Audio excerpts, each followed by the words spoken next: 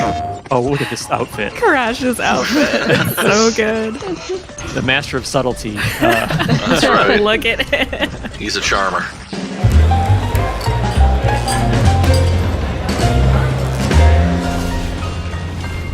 Hey everybody, welcome to PlayStation Underground. Before we introduce our developer guest from Toys for Bob, we're super excited to showcase a brand new cinematic from Crash Bandicoot 4, It's About Time, featuring a certain character's very exciting return.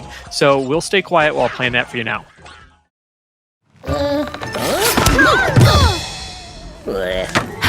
Thank you so much.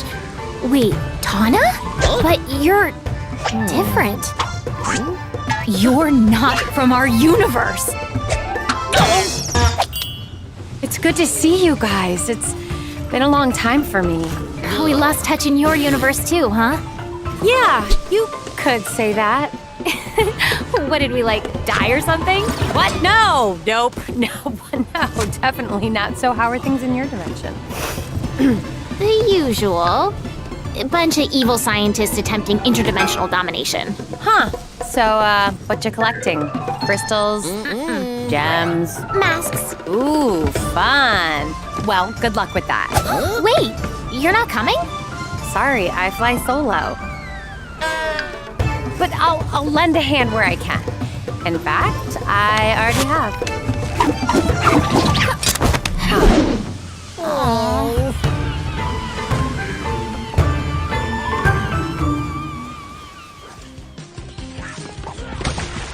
Welcome everybody to another episode of PlayStation Underground. You got Tim and Kristen here. Hey. And we are so excited to be joined by Lou Studdert, producer on Crash 4, It's About Time, and Mandy Benanov, writer on the game. Thanks so much for joining us for a look at Crash Bandicoot 4. Yeah, glad to be back. Great to be here. Well, Lou and Mandy, we're absolutely honored to have you both on to reveal Tawna and Crash Bandicoot 4, first with that awesome cutscene, and now with a first look at her gameplay. So, where do we begin? Yeah, so today we're super excited to be on PlayStation Underground revealing kind of our last playable character. This is Tawna. Yeah. Awesome. She's got a new style. It's exciting to see her in this version. Yeah, no, she's, it was really exciting for us to kind of re-envision her role in the game. And so this is actually, as you saw in the cinematic at the start here, this is Tawna from another dimension. And so this is kind of our version of a unique kind of playable version of Tawna. Alt Tawna. Yeah. Yeah, this is great. And she's got definitely, one thing that's been really cool seeing all the different playable characters for Crash 4 is, Crash and Coco have a very traditional play style for, Crash Bandicoot, but then you have, Cortex who kind of uses his blaster to change enemies, and then recently revealed Dingo Dial and his vacuum cannon. So what sets Tawna apart, gameplay-wise that we're seeing here? Yeah, so Tawna's kind of all about being like an action hero. Yeah, she looks like it. And so for her, she's actually got a couple of really unique maneuvers that kind of change her gameplay when compared to Crash and Coco or the other playable characters.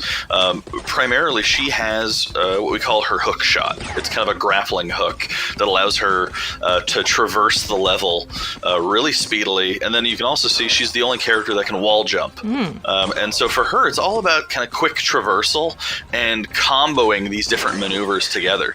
Oh, there's that hook. Cool. Yeah, going from a rope swing to a hook shot to a rail grind to a wall jump. She's all about being fast, nimble in ways that the other characters aren't. Nice. I love her design too, just the leg warmers and the hair. It's very 80s action hero. Yeah, I love it. Yeah, that's actually something that our art team was really focused on, was kind of making her seem like she's been on adventures and she's kind of found, her own personal style and way forward in the world. Yeah. Nice. And so we're seeing color splash out of her here. What's going on there? Yeah, so this is actually a look at one of our newly revealed modes called Inverted Mode. And so it's our kind of souped up take on a mirror mode. And so what we've got is kind of an inverted level layout, but then also each of the dimensions has their own new and unique kind of art style and experience. And so this one that we're showing off today that Tawna's playing through is one where the world is black and white, but all of the actions that you do paint the environment. Okay, very cool. Man, gotta watch out for those sharks.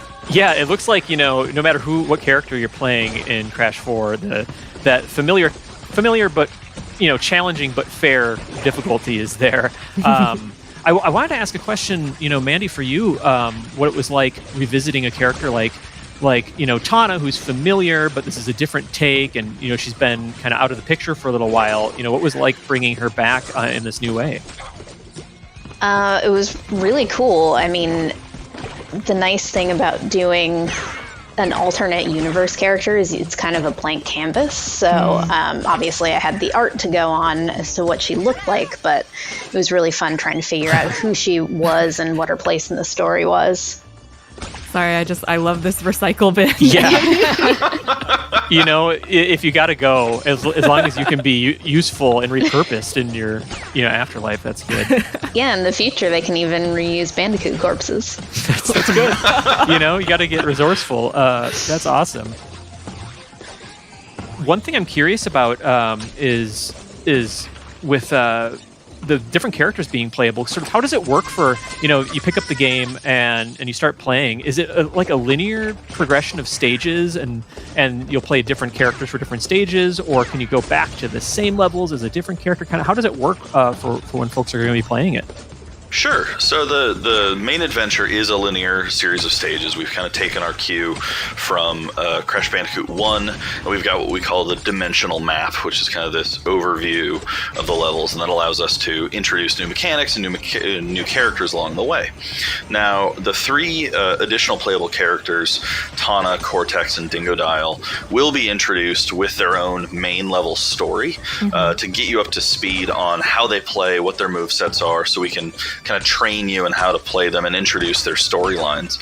But from that point on, they actually are mostly in these optional levels that we call timelines. And so these timelines are these really fun levels where half of the level is playing as these unique characters in their own level section. And then you see how their story interacts with Crash and Coco. Interesting. So it's more like this is like the sideline of what's happening?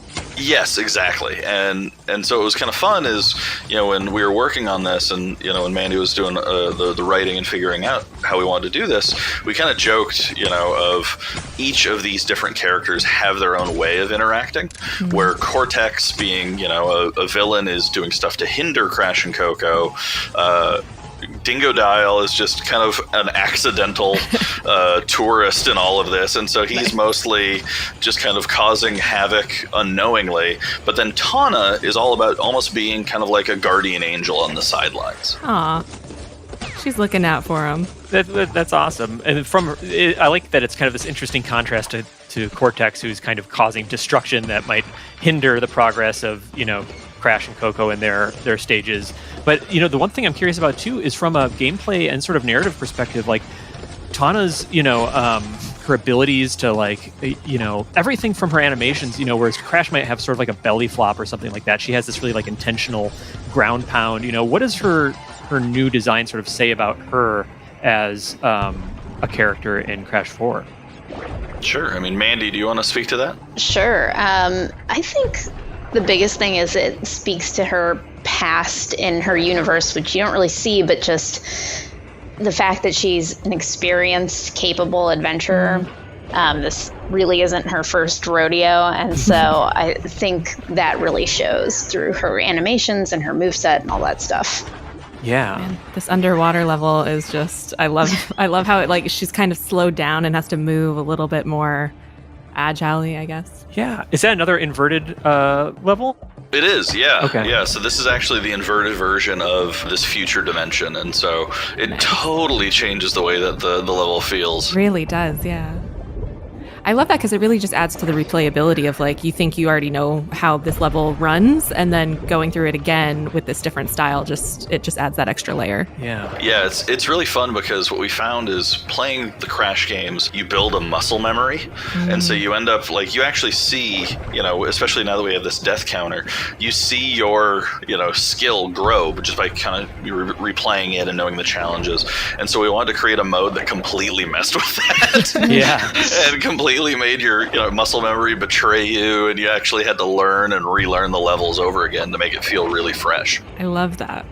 No, that's really cool, and I'm also just a huge fan of seeing. I love wall jumps in game, and growing up with like side-scrolling platformers from like the 8 and 16-bit era, like just wall jumping it can be so liberating and requires such precision and skill. So it's fun to see that in a Crash game. Also, it's fun to see enemies stacked on top of each other to try to take you out with flailing cutlasses. So yeah, what are we looking at now in terms of gameplay here? Yeah, so we wanted to show off a little bit more Crash and Coco, of course, just kind of, to make sure to know that they're in the game as well. I'm loving her pirate costume. Yeah, that's actually the other thing that we recently unveiled is that you can actually find gems in levels and kind of earn gems, and these gems are used level by level to unlock additional skins for the game. Nice. And so this is something that's, it's not a microtransaction or a purchase, it's purely, a game experience thing, but we wanted to show off some of those skins, especially the ones that are fun because they're themed to the world that you're in. And so we started the video taking a look at Tawna in kind of a pirate-themed dimension level.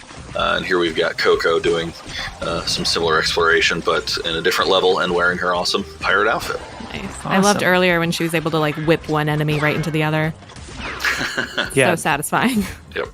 And yeah, in the interest of showing off the variety of Crash 4, I guess it's just worth noting that this is pre-recorded gameplay. We're not doing this live as we're talking, just because we did want to be able to kind of show a bunch of different examples of the gameplay all at once. But I'm loving this world and sort of the pirate theme. And I did get a chance to play a little bit of Crash 4 and try these sort of like rail grinding sequences, and it's a lot of fun. One thing I really liked is that when you're controlling them underneath on the underside of the rail, is that you have control over kind of where their body's angled, so you can kind of dodge incoming attacks. Oh, look at this outfit! Crash's outfit, so good. The master of subtlety. That's right. Look at it. He's a charmer. So is this his future get up? That's right. Yeah. Okay. Future Crash. This is what we're all going to look like in the future, so get used to it. You heard it here first, folks. Yep. Anything to make me feel alive, this is what I could use. I love this. So this is the same sort of themed stage as we were looking at with Tawna underwater, but this is just its sort of default look. Is that right? Mm-hmm. Yes. So yeah. Okay. So this is what we call the snacks dimension, because this is kind of the culinary capital of the universe. This is the Neon City, and there are food trucks throughout. And it's actually what we wanted to do was make a futuristic world that was ultra, happy and positive. We didn't want to make, a super dark, depressing dystopia. And we actually went and, made this super fun, super vibrant, futuristic city. And we actually have signage of different cultures and different languages represented, because this is just the hangout of the universe. That's great, and we're also, seeing some of the quantum mass gameplay here too. So that will change the different elements of the gameplay, from slowing time to phasing things in and out of reality and what have you. So one thing just worth calling out there.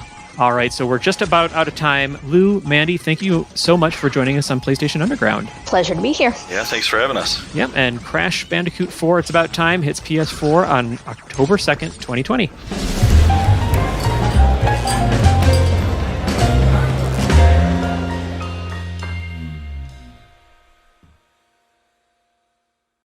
PlayStation